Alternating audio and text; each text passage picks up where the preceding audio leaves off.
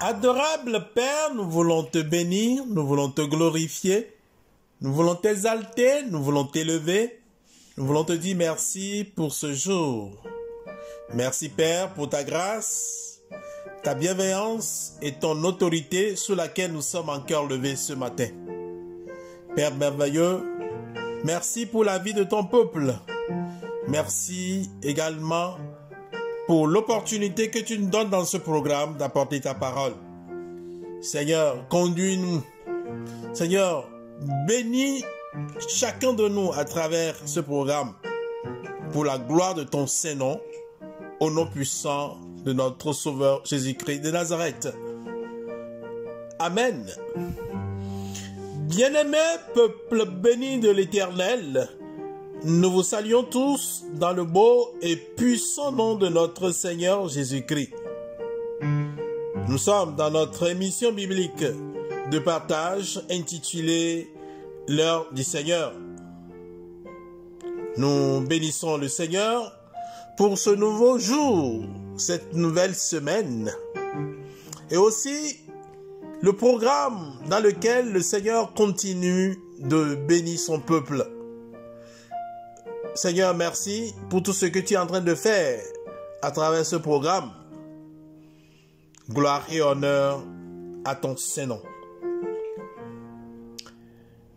Ce matin, le Seigneur a mis sur notre cœur de vous parler en ces termes. La paresse discrédit.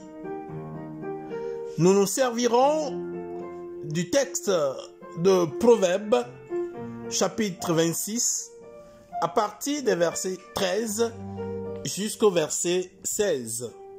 Proverbes 26, 13 à 16. Écoutons la parole de Dieu. Le paresseux dit, il y a un lionceau sur le chemin. Il y a un lion dans les rues. La porte tourne sur des gonds. Et le paresseux sur son lit. Le paresseux plonge sa main dans le plat et il trouve fatigant de la ramener à sa bouche.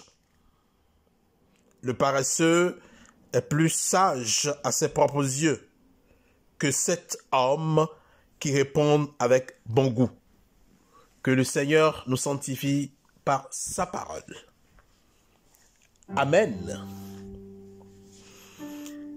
La paresse discrédit. La paresse, ce nom féminin, signifie avoir goût à l'oisiveté. C'est le comportement d'une personne qui évite l'effort. Son synonyme est fainéantise. C'est aussi la lenteur anormale à fonctionner, à réagir. Dans Ecclésiaste chapitre 10 verset 18, nous pouvons lire: avec deux mains paresseuses, la charpente s'affaisse. Avec deux mains lâches, la maison a des gouttières. Un prédicateur anglais du nom de Charles H. Spurgeon a fait un sermon le 3 juin 1888 dans le tabernacle métropolitain. Il était titré « Le chant d'un paresseux ». Dans sa prédication, il cite Proverbe 24, versets 30 à 32, en illustrant le roi Salomon qui passait près de la vigne d'un homme dépourvu de sens.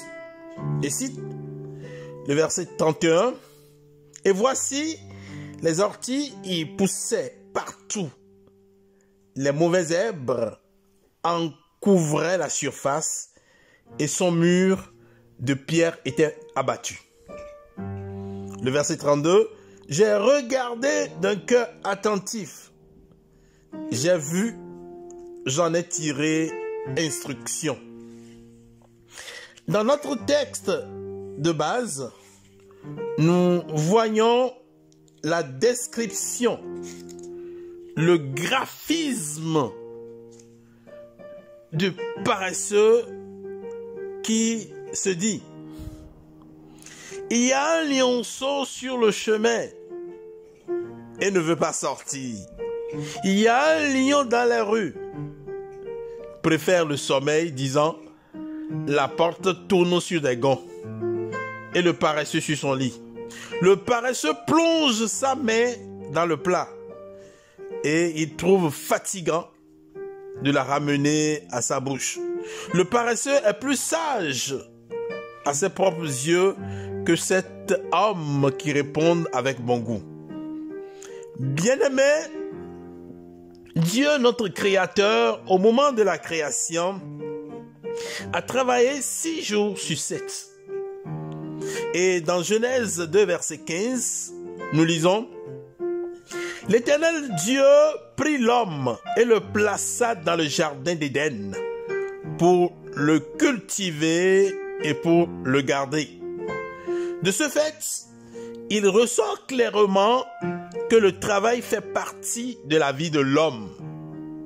Et l'homme doit savoir que vivre, c'est travailler. » Alors, dans la perspective de répondre à cette exigence, nous ne devons pas nous laisser emporter par le filet de la paresse. Ainsi, bien-aimé, sors de cette indolence ou ne te laisse pas emporter par la fainéantise afin de refléter la personne de ton Créateur Dieu. Pour finir, la Bible nous dit dans Proverbe 13, verset 4, « L'âme du paresseux a des désirs qui n'aboutissent à rien, mais la main des hommes actifs enrichit. » De ce qui précède, bien-aimé, je t'invite à se fixer un objectif de réalisation et prier l'Éternel Dieu, et tu sortiras promptement de la paresse pour rentrer dans ta destinée. Que le Seigneur nous bénisse tous. Bonne journée. Prions.